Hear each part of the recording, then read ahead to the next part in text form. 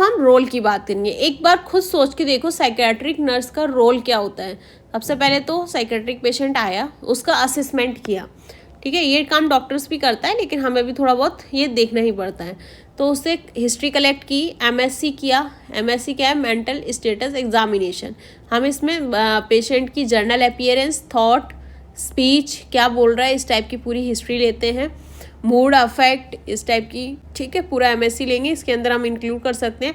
सबसे पहले हम ऐसा कुछ फ्लो चार्ट बनाएंगे, लाइक सर्कल लिखा, रोल ऑफ नर्स करके, फिर हमने यहाँ पे डिवीज़न कर दिया सबका, ठीक है, जितने भी 11 division, and one by one explain किया। असेसमेंट हेडिंग डाला, उसके अंदर में फर्दर 3 हेडिंग हम ये इंक्लूड कर सकते हैं, जिसमें क्या होगा हमारा असेसमेंट के अंदर। पहले हम ये ग्राफ देख लेते हैं, साइकेट्रिक नर्स का क्या क्या काम है। सबसे पहले असेसमेंट, असेस क्या करेंगे, history and MSc and nursing diagnosis and care plan, individual care plan बनाएंगे। थेरेपेटिक कम्युनिकेशन बिल्ड करेंगे ताकि यहाँ पे ट्रस्ट बिल्ड हो। क्या बिल्ड हो? ट्रस्ट एंड ट्रैप हो, ताकि जो पेशेंट है वो कॉपरेट करे, उसको फैमिली जैसा फील हो। एंड मेडिकेशन मैनेजमेंट, ये कम्युनिकेशन रिगार्डिंग ट्रीटमेंट ही होना चाहिए, ठीक है ना। हम रिलेशनशिप यहाँ पे क्यों बना रहे हैं?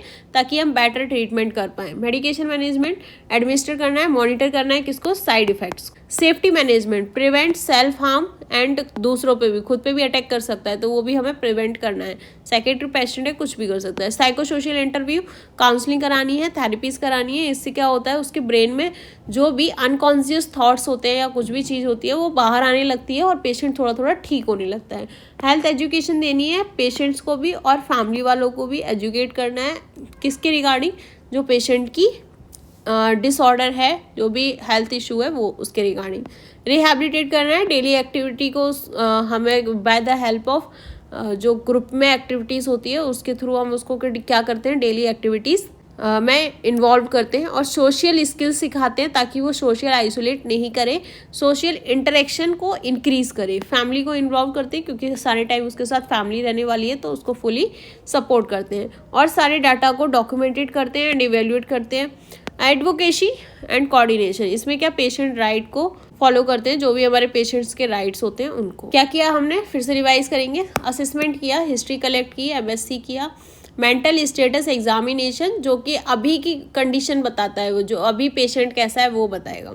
Identify patient problem and needs, patient की प्रॉब्लम क्या है, उसकी ज़रूरत क्या है, उसके अकॉर्डिंग हम उसको केयर देंगे। तो नर्सिंग असेसमेंट कर लिया, अब हम बनाएंगे नर्सिंग डायग्नोसिस, फिर उसका नर्सिंग केयर प्लानिंग करेंगे कि हम उसके गोल बनाएंगे अचीव करने के लिए, ताकि हम लास्ट में इवैल्यूएट कर पाएँ कि उसकी कंडीशन क्या थी, क्या से क्या इम्प्रूव हुए है, ठीक है। फॉर्मुलेट नर्सिंग डायग्नोसिस बना लिया, फिर उसी के अकॉर्डिंग केयर प्लान बना लिया, क्या क्या हम इंटरवेंशंस करेंगे उसके पेशेंट के ऊपर, और फिर इम्प्लीमेंट कर देंगे। एंड देन हम लास्ट क्या करेंगे, इवैल्यूएट।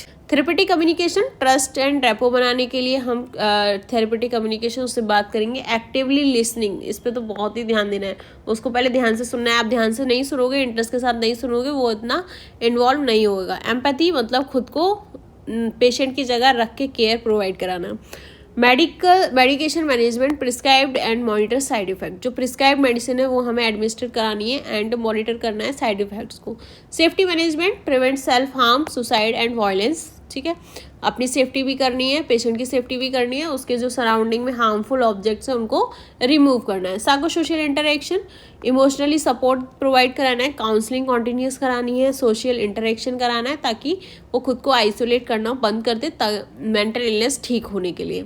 हेल्थ एजुकेशन देना है, कोपिंग स्ट्रेटजीज कैसे अपनानी है उसके रिगार्डिंग, कि हम क्या कर सकते हैं, कैसे खुद को डाइवर्ट कर सकते हैं। अगर किसी को हेलुसिनेशन वॉइस आ रही है तो वो खुद को कैसे डाइवर्ट करे, वहाँ से किसी से बात करने लग जाए, वहाँ से हट जाए, या फिर कोई डाइवर्सनल थेरेपीज अपना जाए, म्यूजिक सुन ले, कुछ देख ले, इस तरीके की स्ट्रेटजीज होती हैं। Stress management, rehabilitation, patient help regain daily living skills, encourage vocational and social skills. यहाँ पे क्या करते हैं, पेशेंट्स को बस बिजी रखने की ट्राई करते हैं ताकि कुछ एक्टिविटीज़ कराएं ताकि उनका मन डाइवर्ट रहे, ठीक है। यहाँ पे पर्सन को सिर्फ बिजी रख रहे हैं।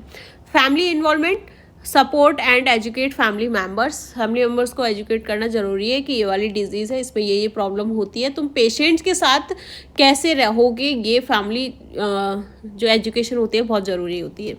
क्योंकि वो लोग एकदम त्रस्त हो जाते हैं उनकी इलनेस से।